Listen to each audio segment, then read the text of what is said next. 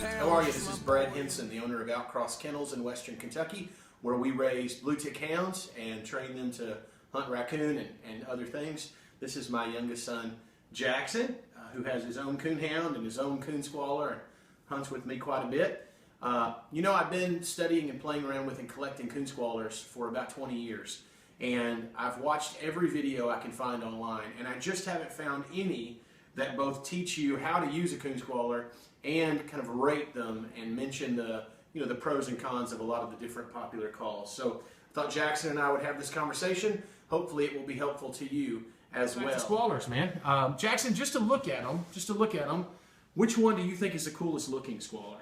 What would you walk up and look at if you were just want to pick one out? I like these. You like this one here?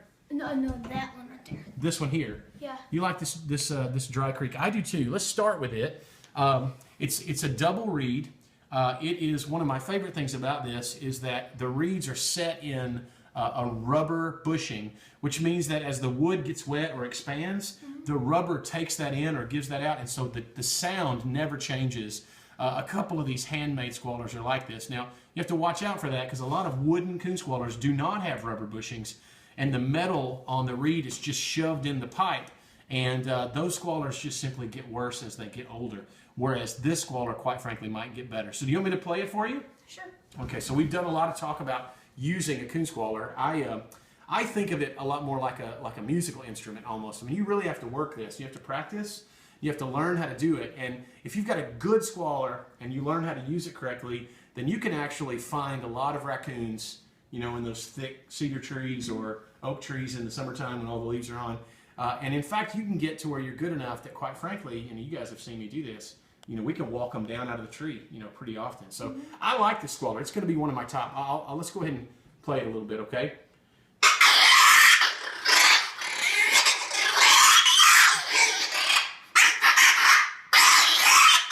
So as you hear that, I tend to rate Coon Squallers on two different things. Volume is important to me. You're going to get that with double reeds more than single. But then what I call workability, or some people will call flutter. I want to know how many different sounds I can make. I want to know if I can go dynamically deeper and higher. I want to know if I can get louder and softer. And I want to know if I can make it sound like one raccoon or two raccoons or a lot of different craziness going on. I really believe this is one of the top squallers on the market. We carry these now. This is something that we use and we have.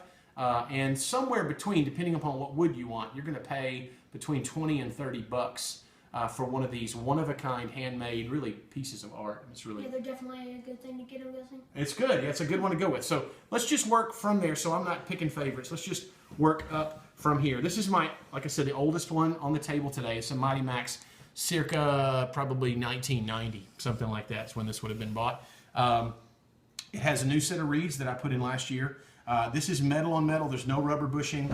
As you can kind of tell, I don't know if you can see the reeds down inside there, but one of the downsides to these squallers is that the reeds are visible. So the reeds are going to get dusty, and if they get wet, they're going to rust and they're going to deteriorate, and they'll sometimes just fall out, and you have to buy replacements for them. So they sound great, they're durable, but I personally prefer handmade wooden reeds or handmade wooden calls. So let's go.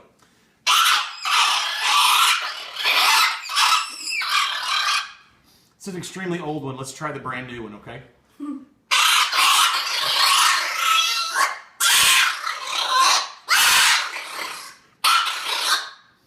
It's a pretty good sound. I would tend to, if I'm using a scale of 1 to 10, I would have given this that we did earlier, the Dry Creek, I would have probably given that, it's like a 9 volume, 9 workability. I mean, it's really up there. I'm going to say the Mighty Max is a 9 on volume. It's really a loud call.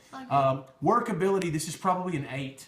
It's not a 9 in my opinion, but it's a very good call. And if you use a Mighty Max or one of the variations of this, you're using a good call that I think you'll have a lot of luck with. And they'll last a long time. So let's move up.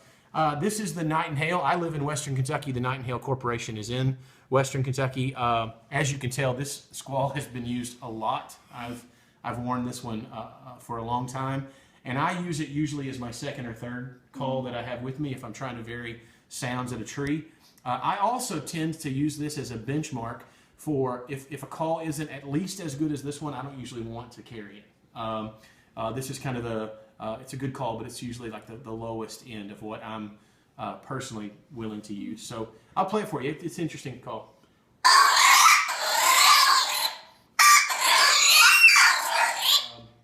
It's a good squall, good call. This thing is going to run, less than $10. I think you can get these online for between $8 and $10. So it's a pretty good price. I should have mentioned earlier, the Mighty Max calls, I wrote all this down over here, but the Mighty Max calls are going to be $19.99 typically.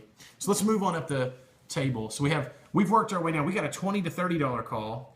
We got a $19 call. And we have a $10 call. So we've got all of those. Let's walk our way. This is the Fear Not. The Fear Not is $15. It's a $14.99. It's a single reed. Before I even blow it, I'm going to tell you that I rate it below the Mighty Max for your money. I think this is a better call. This is a Fear Not. Let's just play it and see what we think, okay?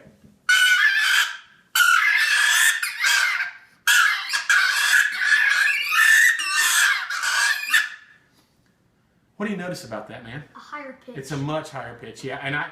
And my fear is, and I may just not have had the best one here on that they have, but it doesn't sound tuned to me.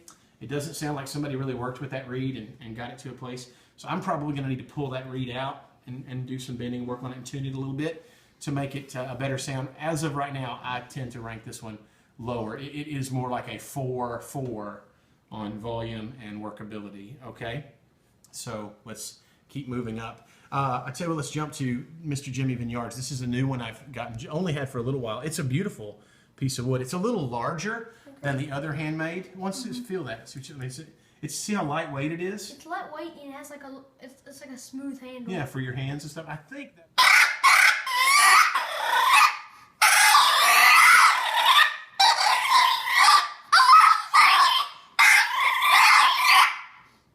Pretty good one, yeah. It is a pretty good one, isn't it? I like that. Yeah, Mr. Jimmy made a good call here. I think he sells these for $25 typically, which is a fair price on a handmade, one of a kind call. This is dark walnut, I think, the kind of wood. So it's a good one. These are hard to get because he doesn't sell online, and so unless you can pretty much meet him up in Western Kentucky, you're probably not going to be able to pick one of these up. But it's a pretty good call. It made a lot of different sounds. It did. It did make a lot of sounds. Well, let's see. What do you want to do next? The Primos? Yeah. Okay, so this is a Primo call. It's a plastic call. It's they make a lot of these. The Primo call, I believe, was $8.99. Okay, so this is a kind of entry level call. Let's just see what it does.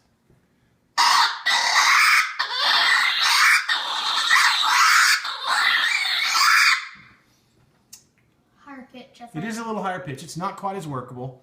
It's not quite as loud, although it's not quite as bad as the Fear Not, in my opinion. I would rate this above the Fear Not, below the Night and Hail. Yeah, like between. To be in that same volume category. But it's okay. This is a great call to buy a child for their first call. Maybe 5 and 4, maybe? Yeah, I'm going to say 5 and 4, 5 and 5 probably in my rating scale. But it's a good call. It's not a great call. It's an $8 call. That's really the way you ought to say it, Yeah. So let's keep moving up here. Now we're going to get to a really popular call. I see a lot of these calls used in competition events, and before I even blow it, I'm going to tell you I don't really understand why I see a lot of these. This is maybe my least favorite call on the table. It's an interesting sound. You have this hole, which is kind of like playing a flute or something, where you can add that. That's why I bought it. I thought, man, that might be extremely workable, but it's just really not. So let's just see what we can do here.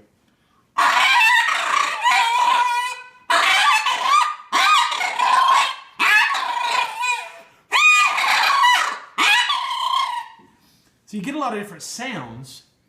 My problem is I don't really think they sound like coon sounds. It's a little squeaky, I think. It's kind of squeaky, and it's a little bit like almost like a duck or goose call kind of sound that you get from it. But I hate to say, sorry to the Zeps Corporation. It's not my favorite. But honestly, what was that? I would rate it more like a 4-4. I really would. 4. So I'm going to say, as we keep going down, we got one more plastic squall. Let's go down here to the crystal Squall. We got this one Again, for free. we got this one for free. And we're extremely thankful to the Crystal Company for sending to this. And you've had a lot of fun with it, haven't you? Yeah. You've played with this one in your room and stuff a lot. So can I blow your squallers? Is it okay? Yeah. I'll let you if you want to. No. You don't want to? No. Okay, so let's just go with it.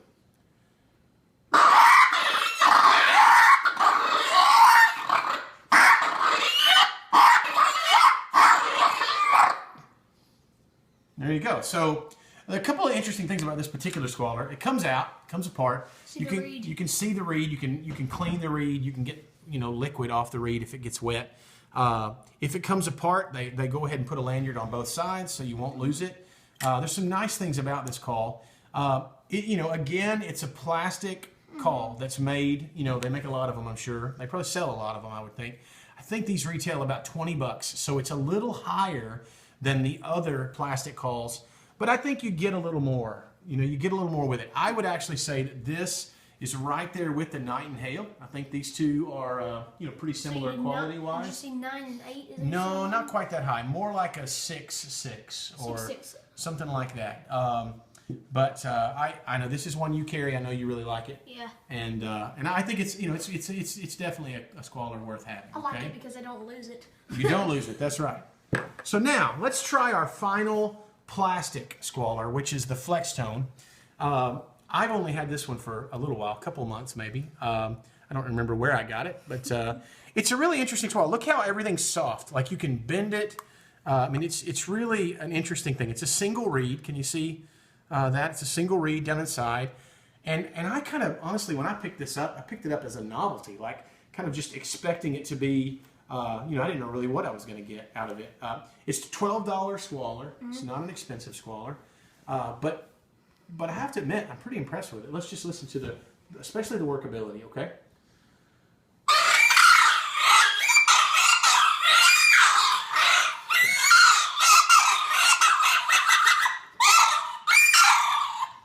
It's unique. It's very unique, and of course when I'm playing it, I'm bending this, and I'm closing this off, and you can do a lot of things. It's really one of the most workable squallers I can find. If Flextone would make this in a double reed or a triple reed, I would be a big fan. I think that's the limitation of this squaller, is that it is a single reed squaller. Now they do that for volume, for price. Yeah. They want to be able to sell a lot of them, and you can sell them cheaper if you only have one reed. Make more of them. And a lot of people don't know that second reed is of great value, in my opinion. But this is a good squaller. I'm going to say that of all the plastic squallers on this table, I think this Flextone is the highest quality one. It's also one of the more expensive ones. So if you're asking, hey, what plastic squaller should I use? I'm going to lean you toward either the Crystal or the Flextone or the Nightingale. I think those are three good plastic squallers. And let's just get real serious here because we're about to do some of our best squallers. I love handmade wooden squallers. They're one of a kind. Mm-hmm. They are made by somebody who's an artisan. I mean, they put a lot of time and effort and work into this. And in all honesty, nobody else in the world has one just like it. I mean, you have something that's a one of a kind. And most of the time they do it for fun. These guys do it. Most of the builders I know, the woodworkers, they do it as a hobby, and they just sell them because they don't have any need to have 400 wooden Coon Calls in their garage. So I've already recommended this. This is brand new to me. I've only had this for a short period of time, and I've only been playing with it and blowing it for a while. I've never had this in the woods, but man, I'm really, really impressed with the Dry Creek, and I'm glad to have the opportunity to offer those here. I'll show you a few others that I'm a fan of. This is probably one of the more well-known squallers, and it's a very good squaller. This is the Big Show Game Call Chatterbox Hybrid. They make three of these. One that's all wood, that's called the Chatterbox 2. One that's all plastic, that's called the Chatterbox. And one that is wooden and plastic, that's called the Hybrid. It is price-wise right in the middle. I think these sell for $40 or $45. A couple of things about it that are interesting. It is a double reed. You can see that very, very well. They call that the Chatterbox reed system. It is on a rubber bushing. You see the rubber on the inside? So that same as all of these high quality calls. The downside, in my opinion, to this is that the reeds are so close to the outside. And the problem with that is going to be that if you're in mud and you're in dirt and you're walking through a field with grass seed and stuff, well, I mean, you can just get stuff in there. You know, you can get, and so I find sometimes that you end up having to kind of clean it out if you've gotten a bunch of hayseed or something down inside there. And I like some of the way that some of these other squallers hide the reed from you. Now, if you have to work on this squaller, it would be really easy to get to the reeds. And so that's probably the benefit of having those open reeds. Has a very large air chamber. It makes for great volume. It's obvious that volume is one of the things they were going for. But yeah. Let's just play it. Let me play it and see what you got here, okay?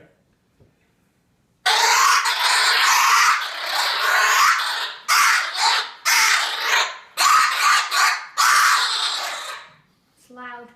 It's very loud. It's extremely workable. This is going to rate right up there with the Dry Creek. This is a 9.9. On some nights, it might be a 10.9 to me. But this is a really good Coon Squaller. It's also the most expensive squaller on the table at $45 or so. So you're going to get a good product, but you're going to pay for it. They're gorgeous. Can you see all the woodworking in that? I mean, it's obvious that the man who made this squaller took his time, even on the staining and lacquering. Yeah. I mean, I ordered this one day, and it was here, 3 or 4 days later. So it's a really good squaller. So you can't get it online? You can buy those online. Now the 3 on the end, these are our last ones. These are all the same reed system. This is the Flatlander. They're all the same. They're hard to find, and this is also one that I am a seller for, so I can get these for you. These squalls are going to be in that same kind of $20 to $30 range, unless you buy exotic woods like this wood here.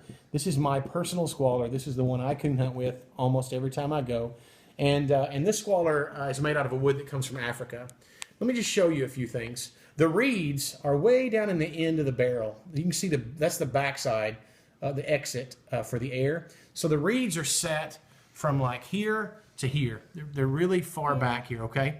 That means that everything here is all air chamber. And it also has this very interesting, very small hole where you blow the air in. See this?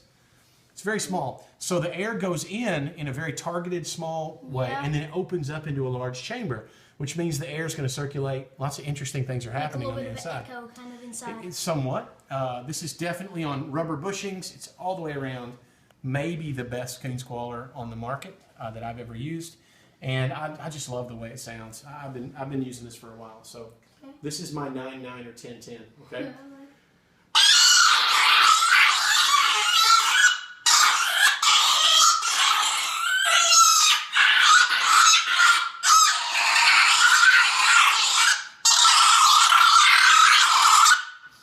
And they can just go on for hours. I can show you. They all sound almost identical. I mean, listen. That's Bruce.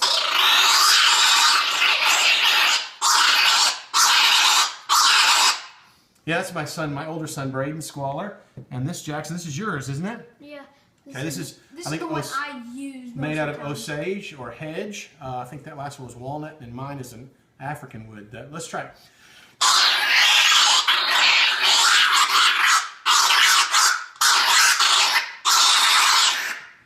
I love the sound of these squallers. They're so much fun to mess with and play with. Rate these 3? So again, these 3 here tend to be in my 9.9 or 10.10. So if you're asking me my favorites, what squaller should you use? It depends on what you want to spend. If you want to spend $10 or $1 or 2 more, then you're probably not going to go wrong with the Flexstone. It's a good inexpensive squaller. So is the Nightingale, pretty good squaller for inexpensive price. So is the Crystal. They do a nice job for the price. If you really want to spend a few more dollars, maybe 20, 30 or more, then you're absolutely going to want to go with the Dry Creek. I love how small it is. It's very unassuming. It's beautiful woodwork, craftsmanship. You're going to possibly go with the Big Show Game Call. You're going to have to get the pocketbook out. It's going to cost you a little more money there. Or you're going to go with the Flatlanders here. These are all handmade, just beautiful, beautiful Squallers. You can tell this one's been used quite a bit here at the Henson household. Yeah. These haven't been used quite as much. This one's very unique. The dry. Yeah, the Dry Creek's really, it's intriguing me. I'm going to be coon hunting with it a lot in Yeah. February and March. Starting soon, you'll just know that me personally, I will be carrying 3 Coon Squallers. I will be carrying one of the 3 Flatlanders. I will be carrying the Big Show, and I will be carrying the Dry Creek. If for some reason I decide to alternate one of those 3 out, then I would probably go with my new Mighty Max as an alternate sound because of the metal it is. So my name is Brad Henson. We are with OutCross Kennels. We are providers of Trophy Coon Candy Mix for your feeders. We are providers for the Flatlander Coon Squaller and the Dry Creek Coon Squaller. We would love your business. I hope that you have had a little fun with Jackson and I as we've worked through all this. Have a great day, everybody. Thanks a lot.